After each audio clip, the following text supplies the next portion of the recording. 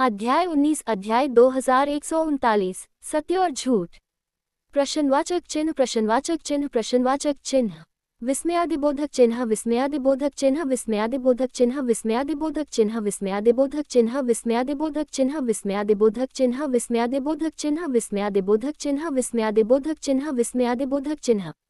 जिस क्षण एबिसल सम्राट ने बात की, सभी की निगाहें सहज रूप से उसकी दृष्टि रेखा का अनुसरण करने लगी और सभी की निगाहें युनचे पर टिक गईं। पूरे क्षेत्र में सदमे की लहर दौड़ गई। आश्चर्य भ्रम में बदल गया, फिर अविश्वास में। क्या हो रहा था? जब एबिसल सम्राट से लांगशी की मां के बारे में पूछा गया तो उसने उनका इशारा युनचे की ओर क्यों किया?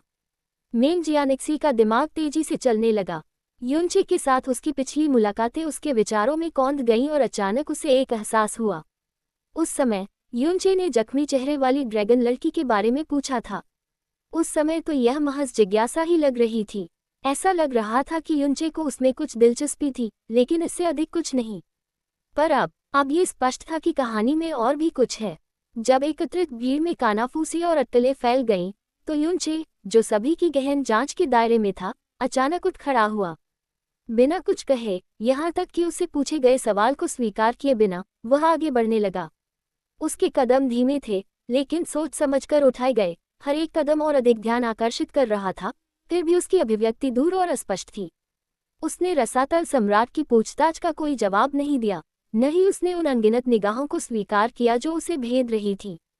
यह घोर अनादर का कार्य था, एबिसल सम्राट ने कहा था, फिर भी युनचे ने उसे पूरी तरह से अनदेखा कर दिया। अगर कोई और होता तो वे तुरंत जवाब देते या कम से कम उचित सम्मान दिखाते, लेकिन युनचे बस आगे बढ़ता रहा, जैसे कि इस विशाल क्षेत्र में कोई और मौजूद ही नहीं था, जैसे कि केवल वह और उसके सामने खड़ी लड़की ही मायने रखती थी। हवा में तनाव बढ़ता जा रहा था। वह क्या कर रहा था? कदम दर कदम युनचे करीब आता गया और आखिरकार वह जख्मी चेहरे वाली ड्रैगन लड़की के पास पहुंच गया जो सम्राट के सामने निश्चल पड़ी थी। उसका हमेशा शांत और संयमित चेहरा डगमगा गया। उसका दिल सिकुड़ गया। एक गहरी पीड़ा उसकी आत्मा में घुस गई जब वह उसके सामने खड़ा था। फिर आगे आने के बाद पहली बार उन्होंने बात की। महाराज, क्या मैं? उसकी आवाज़ भारी थी, भावनाओं से भरी हुई जिसे वह दबा नहीं सका। उसकी नज़रें लॉन्गशी पर कभी नहीं हटी, भावनाओं का भार उसकी आंखों में साफ झलक रहा था। उसकी एबिसल सम्राट के होठों पर एक हल्की सी मुस्कान आ गई। बिना एक शब्द कहे उसने धीरे से अपनी शक्ति से लॉन्गशी को उठा लिया और उसके नाजुक शरीर को युनचे के सामने ले गया। उनकी स्वीकृति सरल थी, लेकिन उनके स्वर में स्वीकृति का स्पष्ट भाव था। यदि जिसे अपने बड़े भाई की विरासत मिली हो, उसमें अपनी संपत्ति पर दावा करने की हिम्मत भी न हो, तो ये कहीं अधिक निराशाजनक होता। अब तक अखाड़े में मौजूद हर कोई युनचे मेंग जियानयुआन के हुआ कैली के साथ रिश्ते के बारे में अच्छी तरह से जानता था। कई लोगों ने पहले ही युनचे और लॉन्गशी के बीच खूनी झगड़े की आशंका जतानी शुरू कर दी थी, यह मानते हुए कि नफरत और प्रतिशोध ही अगली कार्रवाई तय करेगा। फिर भी इसके बाद जो हुआ, उससे वे अवाक रह गए। बिना किसी हिचकिचाहट के युनचे ने धीरे से लॉन्गशी को अपनी शक्ति में लपेट लिया। उसकी हरकतें सोची समझी और देखभाल से भरी थीं। पूर्ण विराम, मुझे खेद है, जी। उसकी आवाज़ मधुर थी, उसका स्वर कोमल था, जिसमें निर्विवाद दुख झलक रहा था। तभी उसके शरीर से प्रकाश गहन ऊर्जा प्रस्फुटित हुई। एक गर्म उज्ज्वल चमक ने लॉन्गशी को घेर लिया, क्योंकि शुद्ध दिव्य ऊर्जा ने उसके टूटे हुए शरीर को ठीक करना शुरू कर दिया। स्तब्ध कर देने वाली खामोशी कान फोड़ू थी। युनचे पूर्ण विराम। हुआ किंगयंग और हुआ फूचेन लगभग अपने पैरों पर उछल पड़े। उनकी आंखें भ्रम और अविश्वास से भरी हुई थीं। ये वह नहीं था जिसकी उन्होंने उम्मीद की थी, ये वह नहीं था जिसकी किसी ने उम्मीद की थी। फिर भी इस अफरा तफरी के बीच हुआ कैली बस मुस्कुरा रही थी। बिना किसी हिचकिचाहट के वह युनचे की ओर चली गई। उसकी अभिव्यक्ति शांत थी, जैसे कि उसने पहले से ही इस क्षण का पूर्वानुमान लगा लिया था। प्रश्नवाचक चिन्ह प्रश्नवाचक चिन्ह प्रश्नवाचक चिन्ह। अखाड़े के उस पार मेंग कोंगचन अपनी दिव्य काया के बावजूद अपने घावों से उबरना शुरू कर चुका था। उसका शरीर, जो एक बार जल गया था और क्षतिग्रस्त हो गया था, धीरे धीरे ठीक हो रहा था। फिर भी उसने अपने उपचार पर कोई ध्यान नहीं दिया। इसके बजाय उसकी नज़र युनचे पर टिकी रही। उसका बेटा, उसका अपना खून अब उसी महिला को अपनी बाहों में पकड़े हुए था जो उसकी प्राणघातक दुश्मन थी, और उसके बगल में उसकी भावी बहू हुआ कैली, युनचे के पास चुपचाप बैठ गई थी, मानो बिना किसी हिचकिचाहट की स्थिति को स्वीकार कर रही हो। 11 क्या हो रहा है? पूर्ण विराम। मेंग कोमचान का मन अविश्वास से घूम गया। वह क्या देख रहा था? उसकी आंखों के सामने यह पागलपन क्या घटित हो रहा था? युनचे चुप रहा, उसके दिमाग में अनगिनत विचार कौंध रहे थे। उसने पहले ही एक मोटा मोटा अंदाजा लगा लिया था कि हुआ कैली और लॉन्ग शी के बीच मैच के दौरान क्या हुआ था। हालांकि पहले यह महज एक शक था, लेकिन जो कुछ भी हुआ था उसके बाद अब उसे यकीन हो गया था। हालांकि उसकी समझ के बावजूद हुआ कैली की प्रतिक्रिया ने उसे अभी भी बहुत परेशान कर दिया था। लेकिन चाहे उसके भीतर कितनी भी उथल पुथल मची हो, वह नहीं रुका। उन्होंने अपनी प्रकाश गहन ऊर्जा को प्रवाहित करना जारी रखा, जिससे उसकी कोमल किंतु शक्तिशाली चमक ने लॉन्ग शी के टूटे हुए शरीर को पोषित किया तथा उस क्षति की मरम्मत की जिसने उसे लगभग मृत्यु के कगार पर पहुंचा दिया था। तभी एक आवाज ने उसके विचारों को तोड़ दिया। पूर्ण विराम। भाई यून, क्या वह ठीक हो जाएगी? उद्धरण चिन्ह। हुआ कैली की आवाज नर्म, स्थिर, फिर भी चिंता से भरी थी। उस दुश्मन के लिए जिसने लगभग उसकी जान ले ली थी, उस महिला के लिए जिसके बारे में हर कोई यह मानता था कि वह नफरत करेगी। जैसे ही उसके शब्द पूरे अखाड़े में गूंजे, सुनने वालों के चेहरों पर अविश्वास फैल गया। क्या हो रहा था? ऐसा क्यों लग रहा था कि हुआ कैली और लांग शी दोस्त थे? चीजें इस तरह नहीं होनी चाहिए थी। यून, बैककोर्चे ने तुरंत जवाब नहीं दिया। उसके हाथ स्थिर रहे, हालांकि एक हल्का कंपन उनमें दौड़ रहा था क्योंकि उसकी भावनाएं उथल पुथल में उलझी हुई थीं। पूर्ण विराम। अंततः उन्होंने धीमी और भारी आवाज में ऐसी ईमानदारी व्यक्त की जिससे इनकार नहीं किया जा सकता था। यहाँ तक कि अपनी प्रकाश गहन ऊर्जा के साथ मैं उसके घायल शरीर को ठीक कर सकता हूँ और उसके खोए हुए रक्त सार को बहाल करने में मदद कर सकता हूँ। पूर्ण विराम। जैसे जैसे वह अपना उपचार जारी रखता गया, उसकी उंगलियां हल्की सी मुड़ती गईं और रोशनी तेज होती गई। उद्धरण चिन्ह। लेकिन उसे पूरी तरह से ठीक होने में हजारों साल लगेंगे। उसके शब्दों का भार पूरे कमरे पर भारी पड़ गया। वह उसकी जान बचा रहा था। पूर्ण विराम। लेकिन उसने जो कीमत चुकाई थी, उसे कभी नहीं चुकाया जा सकता था। युनचे का हाथ कांप रहा था, उसका दिल इतनी गहरी पीड़ा से तड़प रहा था जिसे शब्दों में बयां नहीं किया जा सकता था। क्या हो रहा है? प्राचीन हॉल में स्तब्ध कर देने वाली बड़बड़ाहट और लड़खड़ाती हुई सांसों की लहर दौड़ गई। हवा में भ्रम और अविश्वास का माहौल था। दिव्य प्रतिनिधि, बुजुर्ग और महानुभाव आपस में फुसफुसा रहे थे तथा अपने सामने घटित हो रही विचित्र घटनाओं को समझने का प्रयास कर रहे थे। पूर्ण विराम। कैली। उद्धरण चिन्ह। हुआ फूचेन और हुआ किंगियन के चेहरे उलझन से काले पड़ गए जब वे हुआ कैली को घूरने लगे। वहां मौजूद सभी लोगों में से उसकी प्रतिक्रिया सबसे ज्यादा अकल्पनीय थी। न केवल उसने उस व्यक्ति के प्रति कोई नाराजगी नहीं दिखाई जिसने उसे गंभीर रूप से घायल किया था, बल्कि अब वह वास्तव में लॉन्ग शी की भलाई के लिए चिंतित लग रही थी। ये सभी तर्कों के विरुद्ध था। नफरत कहाँ थी? उनके बीच जो प्रतिद्वंद्विता होनी चाहिए थी वह कहाँ थी? आखिर क्या हो रहा था? फिर हुआ कैली ने आखिरकार बात की। उसकी आवाज शांत और अविचल थी, उसमें केवल कुछ सरल शब्द थे। लॉन्ग शी भाई यून की बेटी है। कुछ क्षण के लिए हॉल में मृत्यु जैसा सन्नाटा छा गया। तब वॉट आश्चर्य की एक सामूहिक दहाड़ फूट पड़ी, क्योंकि प्रत्येक व्यक्ति, दिव्य शासकों से लेकर बुजुर्गों और असंख्य दर्शकों तक ने अविश्वास की अनियंत्रित चीखें निकाली।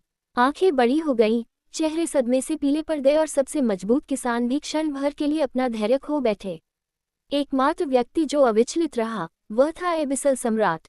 फिर भी उसके बगल में उच्च पुजारी, दैवीय प्रतिनिधि और अन्य शक्तिशाली व्यक्ति भी सदमे में चिल्ला उठे थे। उनका अविश्वास भी बाकी लोगों की तरह ही वास्तविक था। उच्च पुजारियों के लिए इस रहस्योद्घाटन ने उन्हें अपेक्षा से अधिक कठिन झटका दिया। यद्यपि उन्हें पहले से ही एबिसल सम्राट द्वारा कुछ चेतावनी दी गई थी, फिर भी उन्होंने मान लिया था कि युनचे का लॉन्ग शी से संबंध महज एक समलिप्तता से अधिक कुछ नहीं था। लेकिन ये जानने के लिए कि वह न केवल उससे जुड़ा हुआ था बल्कि वास्तव में उसका पिता था। युनचे मेंग जियानेयुआन लॉन्ग शी के पिता थे। युनचे की बेटी, भाई युआन, बेटी युआन, एर की बेटी। उद्धरण चिन्ह। मेरी पोती। हॉल हर कोने से चौंक कर दहाड़ने की आवाजें गूंज उठी, जिससे अखाड़े की नींव हिल गई। एक के बाद एक खुलासे ज्वार की तरह उन पर टूट पड़े और लोग अविश्वास में एक दूसरे से लिपट गए। कई लोगों ने पहले ही युनचे के ड्रैगन गॉड कबीले से संबंध के बारे में अनुमान लगा लिया था, खासकर लॉन्गहोली के खिलाफ लड़ाई में उसकी जबरदस्त ड्रैकोनिक शक्ति को देखने के बाद। लेकिन यह उनकी कल्पना से परे था। अब तक कई लोगों को अंतिम भयावह सच्चाई का पता चल चुका था। पैट्रिक ड्रैगन देवता रक्तसार जिसे लॉन्ग वांगचू ने गर्व से पेश किया था, वही सार जिसे उसने अपनी ताकत विकसित करने के लिए इस्तेमाल किया था, ये लॉन्ग शी का था। लेकिन अगर लॉन्ग शी युनचे की बेटी थी, इसका मतलब था पैट्रिक ड्रैगन कबीले ने अनजाने में युनचे को अपनी बेटी का रक्तसार प्रदान किया था, उसकी बेटी का चुराया गया जीवन रक्त। कोई आश्चर्य नहीं, इसमें कोई आश्चर्य नहीं कि वह अनियंत्रित क्रोध से भर गया था। इसमें कोई आश्चर्य नहीं कि उसने सारा संयम त्याग दिया और अपनी भयानक क्षमताओं को प्रकट कर दिया। इसमें कोई आश्चर्य नहीं कि उसने पैट्रिक ड्रैगन कबीले के बुजुर्ग को निर्दयतापूर्वक मार डाला था। यह महज गुस्से का कृत्य नहीं था, ये प्रतिशोध था जो इतने गहरे विश्वासघात से पैदा हुआ था कि इसने सारी समझ को चकनाचूर कर दिया। इस अफरा तफरी के बीच लॉन्ग वांगचू ड्रैगनों की भीड़ में जम गया। उसके विचार अनियंत्रित रूप से घूम रहे थे, यादें उसके दिमाग में कौंध रही थीं। पूर्णविराम पूर्णविराम पूर्णविराम पूर्णविराम। इसीलिए अचानक सब कुछ समझ में आ गया। वह ये समझने के लिए संघर्ष कर रहा था कि युनचे, जो कभी उसके प्रति इतना सहज, इतना सौहार्दपूर्ण था, अचानक उस समय क्रोध की एक अप्रतिरोध्य शक्ति में बदल गया जब उसने ड्रैगन का खून देखा। अब अंततः उसे समझ आ गया, उन्होंने ऐसी सीमाएं पार कर ली जिन्हें कभी पार नहीं किया जाना चाहिए था। उनके अपराध का बोझ कमरे में एक अपरिहार्य तूफान की तरह छाया हुआ था, जो दम घोंटने वाला और पूर्ण था। आय, मेरी एक पोती है, मेरी एक पोती है। मेंग कोमचन की आवाज अनियंत्रित खुशी से फूट पड़ी। उसकी जोरदार हंसी ने प्राचीन हॉल की दीवारों को हिला दिया। पूर्णविराम पूर्णविराम, हा हा हा हा हा हा हा हा। शुद्ध खुशी ज्वार की लहर की तरह उसके अंदर से बह रही थी, जिसने घुटन भरे तनाव को दबा दिया। लेकिन जैसे ही उसकी हंसी तेज हुई, अचानक कहीं से एक हाथ प्रकट हुआ और उसके मुंह को दबा दिया। मेंग कोमचन ने आश्चर्य से पलकें झपकाईं। अब उसे एहसास हुआ कि अथाह सम्राट ने पहले ही चुप रहने का संकेत दे दिया था। हुआ फूचेन ही था जो उसे चुप कराने के लिए तेजी से आगे बढ़ा था। हालांकि उसने कुछ किया था, फिर भी उसकी आंखों में अभी भी गहरी उलझन थी। उसकी नज़र उसके सामने हो रहे अविश्वसनीय दृश्य पर टिकी हुई थी। इस समय तक अराजकता अंततः शांत हो चुकी थी। हॉल में पुनः शांति छा गई। फिर भी पैट्रिक ड्रैगन कबीले के लिए चुप्पी से राहत नहीं मिली। यह एक धीमी, रेंगती हुई प्रलय लेकर आया। उनका भाग्य पहले ही तय हो चुका था। उन्होंने आदिकालीन एजो ड्रैगन भगवान की प्रत्यक्ष रक्त वंशावली को धोखा दिया था। उन्होंने एक पिता को उसकी अपनी बेटी का चुराया हुआ रक्तसार देने की पेशकश की थी। इतने बड़े पाप के लिए कोई दया नहीं थी। उन्हें जो सजा मिलने वाली थी, वह दिन की तरह साफ थी। और वे सभी जानते थे, उनका भविष्य अब नहीं रहा। जो भी फैसला सुनाया जाए, वह उनकी पूरी जाति के विलुप्त होने के समान होगा। किसी अन्य स्थान पर यदि उन्हें जीवन या मृत्यु संघर्ष के लिए मजबूर किया जाता, तो ड्रैगन अपनी अंतिम सांस तक लड़ते, यदि जीतने के लिए नहीं तो कम से कम अपनी गरिमा को बचाने के लिए। लेकिन यहाँ अथाह सम्राट द्वारा शासित राज्य में उनकी गरिमा पहले ही छीन ली गई थी। ये युद्ध के कारण नहीं, बल्कि उनके अपने प्रभु के कार्यों के कारण हुआ। अब उनके पास सौदेबाजी का अधिकार भी नहीं था और न ही प्रतिरोध करने की शक्ति थी। अब उनके पास चुपचाप अपने भाग्य का इंतजार करने के अलावा और कोई विकल्प नहीं था। अगर मौत ही उनकी सजा थी, तो हो जाए। कम से कम अपने अंतिम क्षणों में वे अपने गर्व के टूटे हुए अवशेषों को था रह सकते थे। तभी अथाह सम्राट की आवाज एक बार फिर गूंजी। मेंग जियानयुआन, क्या आप जानते हैं कि लॉन्गशी की माँ कहाँ है? उद्धरण चिन्ह। ये प्रश्न हवा में भारी रूप से लटका हुआ था, पहले से भी अधिक तीखा। युनचे एक क्षण के लिए चुप रहा। उसकी अभिव्यक्ति अस्पष्ट थी। अंततः उसने धीमी आवाज में उत्तर दिया, जिसमें लालसा और दुख दोनों झलक रहे थे। मैं वास्तव में नहीं जानता। वह और मैं बहुत पहले ही अलग हो गए थे। उसके शब्द ईमानदार थे, फिर भी उस ईमानदारी के भीतर एक दर्दनाक तड़प छिपी थी, एक भावना जो इतनी गहराई से दबी हुई थी कि ऐसा लग रहा था कि वह उसकी इच्छा के विरुद्ध फिर से उभर आई है।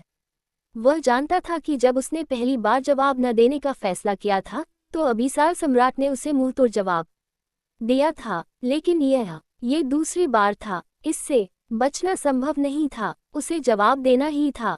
फिर भी युनचे के मन की गहराई में एक तूफान उठ रहा था। विचार तेजी से घूम रहे थे, गणनाएं बन रही थी और बिखर रही थी, क्योंकि वह हर चीज को समझने की कोशिश कर रहा था। उसे एक योजना की जरूरत थी, एक स्पष्टीकरण। सम्राट भले ही सहज लगे, लेकिन इस सब में कुछ गलत लग रहा था। बहुत संयोग है, बहुत नियंत्रित। युनचे की रीढ़ में ठंडक दौड़ गई। क्या ये सब सचमुच भाग्य था, या जो कुछ भी हुआ था, क्या आप शुरू से ही सम्राट की योजना का हिस्सा रहे हैं? वहां उपस्थित सभी लोग युनचे की आवाज में गहरे प्रेम को महसूस कर सकते थे। यहाँ तक कि जो लोग उनके अतीत, उनके संघर्षों के बारे में कुछ भी नहीं जानते थे, वे भी उनके शब्दों में छिपी कच्ची लालसा, अव्यक्त दुख को सुन सकते आए। उनकी भावनाओं का भार किसी की नजरों से छिपा नहीं रहा, लेकिन जैसे जैसे उन्हें यह एहसास हुआ, उनका सदमा बढ़ता गया, जब तक कि यह समझ से परे स्तर पर नहीं पहुंच गया। ये जानना एक बात थी कि लॉन्गशी की माँ एक सच्ची ईश्वर थी।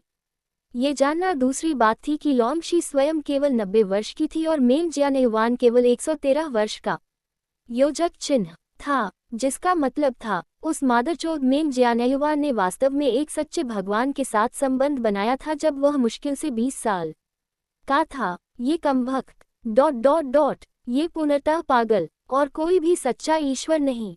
ड्रैगन जाति का सच्चा भगवान, स्वयं आदिकालीन नीला ड्रैगन भगवान की बेटी। लेकिन ये खुलासा जितना चौंकाने वाला था, उससे भी बड़ा निहितार्थ इसमें छिपा था। रसातल में सभी लोग हमेशा से यह मानते थे कि 12 सच्चे ईश्वर हैं। 7 दिव्य साम्राज्यों के थे और 5 प्राचीन सच्चे देवता थे जो प्राचीन युग से बच गए थे। लेकिन अब इस रहस्योद्घाटन के साथ इसका मतलब था कि 13वां सच्चा ईश्वर अभी भी कहीं बाहर था। ड्रैगन जाति से एक सच्चा ईश्वर जिसे वे बहुत पहले ही भूल चुके थे। ड्रैगन के लिए ये सत्य अपने आप में मौत की सजा थी। इस बात से राहत महसूस करने के बजाय कि उनकी अपनी जाति का एक सच्चा ईश्वर अभी भी अस्तित्व में है, उन्हें केवल निराशा महसूस हुई। 11 क्योंकि उन्होंने उसकी बेटी के साथ अन्याय किया था, क्योंकि उन्होंने अपने ही हाथों अपना भविष्य नष्ट कर लिया था। उनके पाप अपूरणीय होंगे, तुम सच में नहीं जानते। अथाह सम्राट की आवाज में कुछ अदृश्य बात झलक रही थी, शायद जिज्ञासा या शायद कुछ गहरा। मुझे वास्तव में नहीं पता। यून पूर्ण विराम। बैककोर्चे ने एक बार फिर अपना सिर हिलाया। उसकी आवाज स्थिर थी लेकिन दुख से भरी हुई थी। उस समय मास्टर की वजह से उसे और मुझे अलग होने के लिए मजबूर होना पड़ा। उस समय मुझे ये भी नहीं पता था कि वह गर्भवती थी। जब तक मैं एबिस्किलिन दायरे में लॉन्गशी से नहीं मिला, तब तक मुझे एहसास नहीं हुआ। वह मेरी और शेनशी की बेटी थी। उद्धरण चिन्ह। उन्होंने ईमानदारी से बात की, उनके शब्दों में निर्विवाद वजन था। ये रहस्योद्घाटन एक अदृश्य तूफान की तरह पूरे हॉल में छा गया। उसकी उदासी से भरी आंखें उन भावनाओं को दर्शा रही थी जिन्हें वह अब और दबा नहीं सकता था। उसके पास हुआ कैली चुपचाप सुन रही थी। उसने कोई गुस्सा नहीं दिखाया, उसने कोई नाराजगी नहीं दिखाई। उस समय एबिस्किलिन क्षेत्र में युनचे ने ऐसा अभिनय किया था जैसे वह लॉन्गशी को पहचानता ही नहीं था। अब उन्हें अंततः समझ में आ गया कि ऐसा क्यों हुआ। वह सचमुच नहीं जानता था, लेकिन हुआ कैली और हुआ किंगियन के एबिस्किलिन क्षेत्र छोड़ने के बाद युनचे और लॉन्गशी ने एक दूसरे को पहचान लिया होगा। सब कुछ पंक्तिबद्ध। अच्छा ऐसा है। अथाह सम्राट ने हल्की सी सहमति में सिर हिलाया, लेकिन उसके विचार गहरे थे, इसलिए उसका भाव समझ में नहीं आ रहा था। उसके अलावा बाकी सभी लोग सत्य को जोड़ने में लग गए। उन्होंने अफवाहें सुनी थीं, उन्होंने मेंग जियानयुआन की राक्षसी प्रतिभा देखी थी, एक ऐसा व्यक्ति जिसने दिव्य गुरु क्षेत्र में होने के बावजूद ऐसी ताकत का प्रदर्शन किया था जो सभी तर्कों को चुनौती देती थी। उन्होंने सुना था कि 1 शताब्दी पहले मेंग जियानयुआन गायब हो गया था, और जब वह वापस लौटा तब भी उसका नाम युनचे ही रहा, जो नाम उसे उसके गुरु ने दिया था। अब सब कुछ समझ में आ गया। यदि अपने गुरु के कारण ही उसे शेनशी से अलग होने के लिए मजबूर होना पड़ा था, तो युनचे के अपने गुरु के प्रति अटूट सम्मान को देखते हुए यह उचित था। फिर भी यून जैसे व्यक्ति के लिए, जिसने भाग्य की अवहेलना करके सब कुछ हासिल किया था। योजक चिन्ह। ये जानकर उसे कितना दुख हुआ होगा कि उसकी एक बेटी भी है और उसे कभी पता भी नहीं चला। ये देखते हुए कि उसे युनचे से और अधिक जानकारी नहीं मिलेगी, अबिसल सम्राट ने फिलहाल इस मामले को यही छोड़ने का निर्णय लिया। अगर उसे अपनी भविष्य की योजनाओं में युनचे की शक्ति की जरूरत न होती तो वह और आगे बढ़ जाता, लेकिन अभी के लिए ये जोखिम उठाने लायक नहीं था। अब तक जो कुछ भी हुआ, जिस क्षण से युचे शुद्ध भूमि में पहुंचा, उसके द्वारा उठाए गए हर कदम, उसके द्वारा सामने आए हर रहस्य उद्घाटन, ये सब सम्राट की योजना के अंतर्गत था।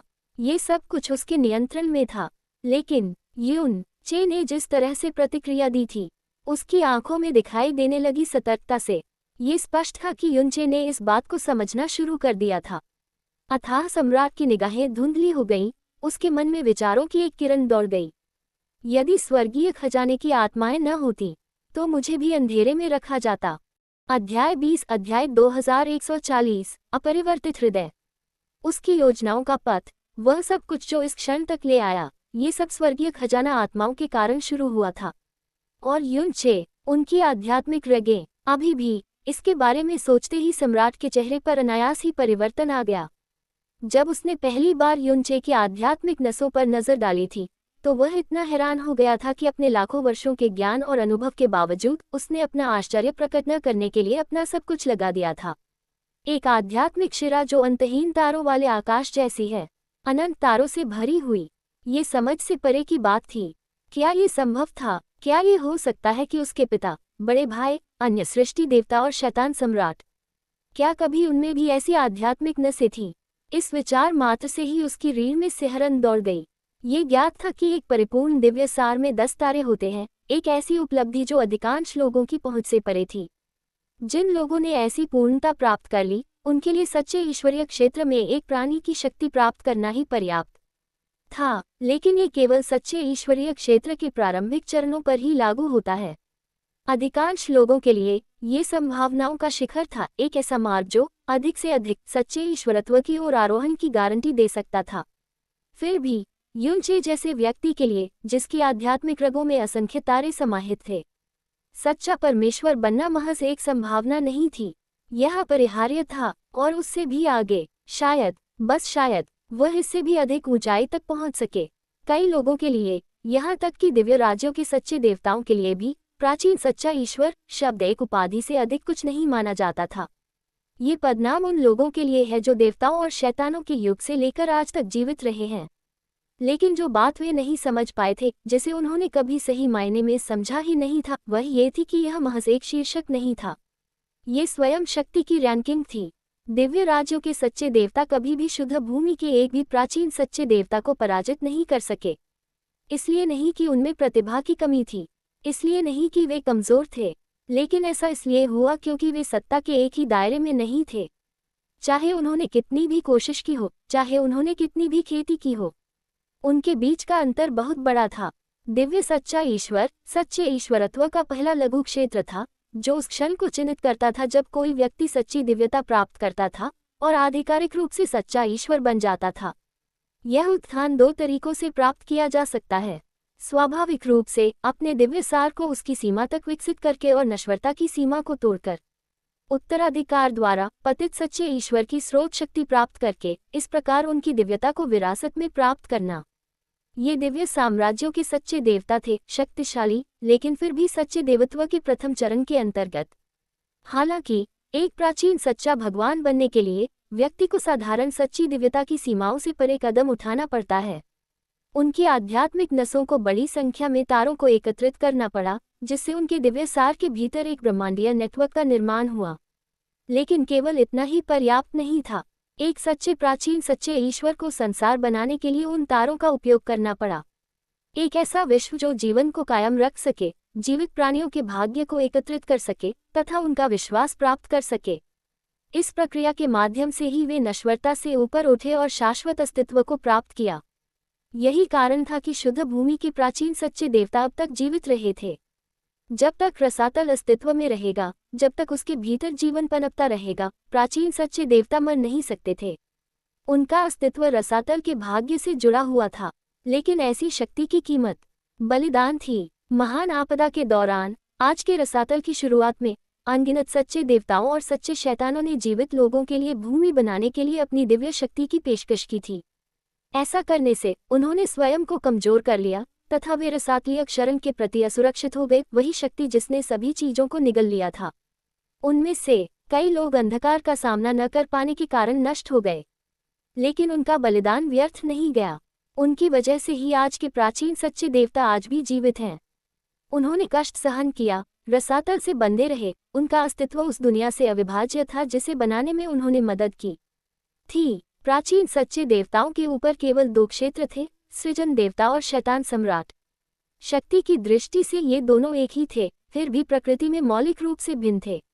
अथाह सम्राट मोसू ने उस क्षेत्र में प्रवेश पाने के लिए अनगिनत वर्ष प्रयास में बिताए थे, लेकिन चाहे वह कितनी भी कोशिश कर ले, चाहे वह कितना भी करीब आ जाए, एक अदृश्य रेखा थी जो उसका रास्ता रोक रही थी, एक सीमा। यद्यपि यह बहुत पतली सी प्रतीत होती थी, परंतु यह एक दुर्गम खाई थी, एक ऐसी दहलीज जिसे कोई भी, यहाँ तक कि वह भी, पार नहीं कर पाया था। लेकिन अब मेंग जियान्युआन के आगमन के साथ उसे आगे बढ़ने का रास्ता दिख गया।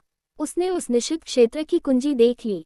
यदि युनचे वास्तव में मेंग कोंगचन का बेटा था, तो मोसू को यकीन था। मेंग जियान्युआन की अपने स्वामी के प्रति अटूट भक्ति को देखते हुए मेंग जियान्युआन अपनी बेटी के लिए बलिदान देने और सब कुछ प्रकट करने की इच्छा रखता है।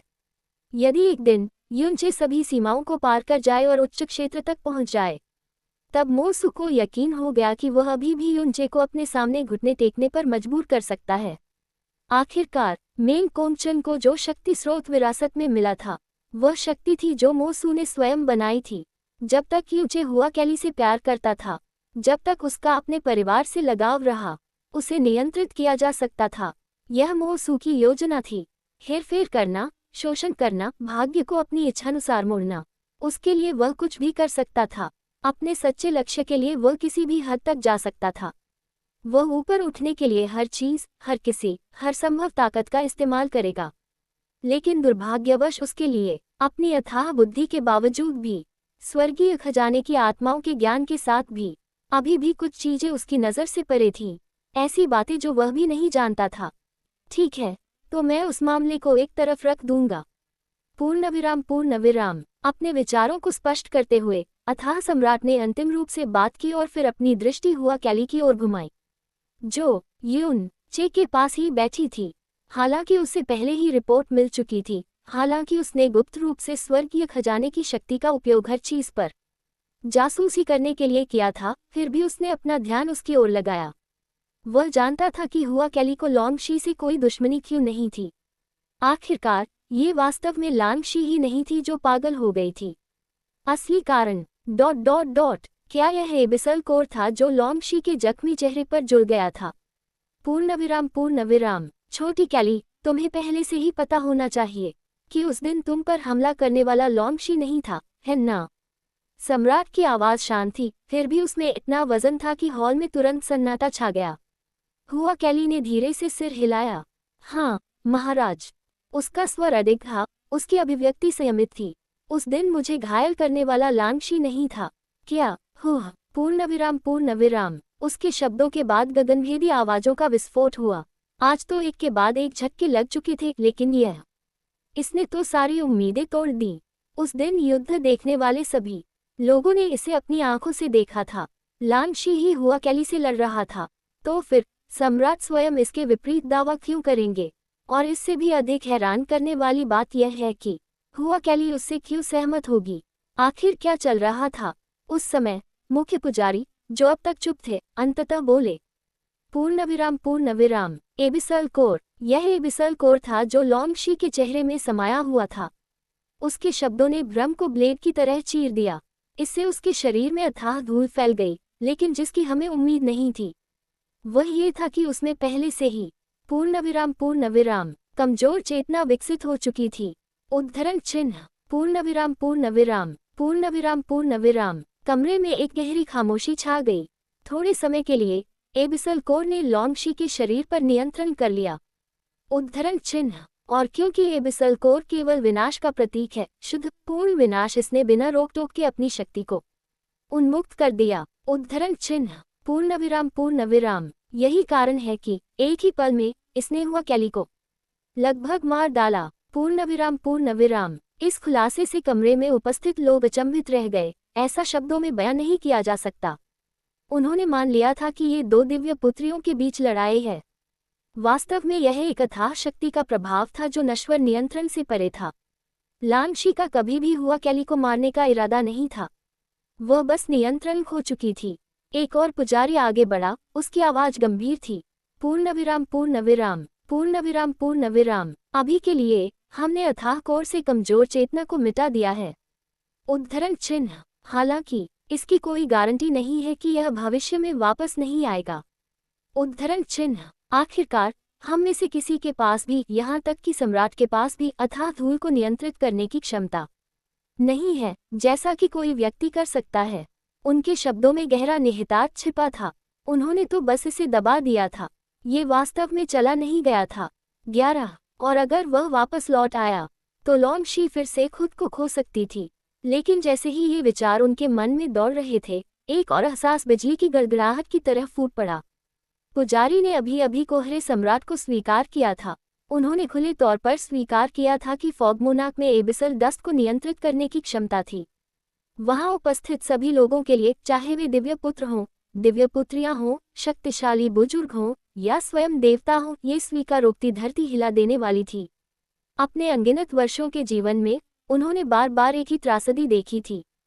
उनके कई मित्र, परिवार के सदस्य, अधीनस्थ और यहाँ तक कि प्रतिष्ठित व्यक्ति भी एबिसल डस्ट के क्षरण का शिकार हो गए थे।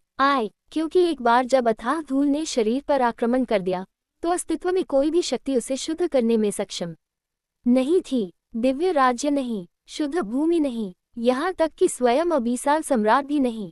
फिर भी फॉग मोनार्क अकेले अभिसार धूल को नियंत्रित करने में सक्षम साबित हुआ था।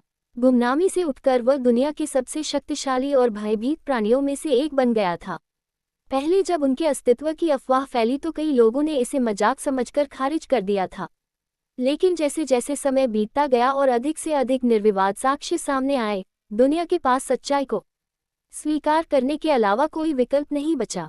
यहाँ तक कि एक बार शुद्ध भूमि ने भी उसे पकड़ने के लिए अपने नाइट कमांडर को भेजा था और असफल रहे। अकेले इसी बात ने खतरे के संदर्भ में कोहरा सम्राट को सच्चे भगवान के स्तर तक ऊपर उठा दिया था और कोहरे सागर के अथाह जानवरों को आदेश देने की उनकी क्षमता। इसके बारे में सोचने मात्र से ही हर किसी की रूह कांप जाती है। उस समय जैसे ही कोहरा सम्राट का उल्लेख किया गया, एक विशेष व्यक्ति ने तुरंत प्रतिक्रिया व्यक्त की। पान बुवान। उसके हाथ मुट्ठियों में कस गए, उसका पूरा शरीर तनावग्रस्त हो गया और विचार उसके दिमाग में कौंधने लगे। उसे अभी भी अपने मालिक के शब्द याद थे।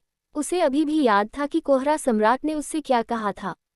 और अब अपने स्वामी का नाम शुद्ध भूमि के पुजारियों द्वारा खुले तौर पर स्वीकार किया जाना सुनकर, उस समय जब लॉन्गशी ने इस जूनियर पर हमला किया, दुर्भाग्यवश लड़ाई के दौरान मैं कुछ क्षण के लिए विचलित हो गया था। उद्धरण चिन्ह। हुआ कैली जब बोल रही थी तो उसकी आवाज शांत किंतु अविचल थी, उसकी निगाह स्थिर थी।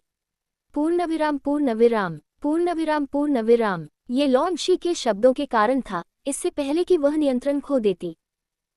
इसके लिए मैं पिताजी, आंटी और सभी को चिंता में डालने के लिए तहे दिल से माफी मांगता हूँ। उद्धरण चिन्ह। उसके शब्दों में सच्चा पश्चाताप था, फिर भी उनमें कोई हिचकिचाहट नहीं थी। फिर जब वह मुड़ी तो उसकी नज़र युनचे पर पड़ी। योजक चिन्ह। उसी व्यक्ति का पिता जिसने उसे गंभीर रूप से घायल कर दिया था। फिर भी उन साफ चमकदार आंखों में कोई नाराजगी नहीं थी, कोई क्रोध नहीं, कोई नफरत नहीं। मुझे पता है भाई, युन के पास यहाँ वहाँ रहस्य हो सकते हैं। उद्धरण चिन्ह। उसकी आवाज़ कोमल थी, फिर भी वह सीधे उसकी आत्मा तक पहुँच गई। पूर्णविराम पूर्णविराम पूर्णविराम पूर्णविराम। लेकिन मेरा दिल वैसा ही है। पूर्णविराम पूर्णविराम। मैं लॉन्गशी से ऐसे प्यार करूँगा जैसे वह मेरी अपनी हो। अगर तुम वादा करो कि तुम मुझसे ऐसा कोई रहस्य कभी नहीं छिपाओगे। उद्धरण। जैसे ही उसने ये शब्द कहे, युनचे को लगा जैसे उसका पूरा शरीर कांप रहा है। उसका हाथ हल्का सा कांप उठा, वह अपने भीतर उमड़ती भावनाओं को दबा नहीं पाया। उसका दिल पहले से ही अशांत था, लेकिन अब यह उससे कहीं आगे की बात थी। वह पहले से ही अनुमान लगा सकता था कि क्या हुआ होगा। लॉन्गशी ने युद्ध के दौरान गलती से यह बता दिया होगा कि वह उसके पिता हैं। एहसास के उस क्षण ने हुआ कैली को डगमगा दिया था, भले ही एक पल के लिए ही क्यों न। और उस संक्षिप्त हिचकिचाहट ने उनकी लड़ाई को लगभग त्रासदी में बदल दिया था।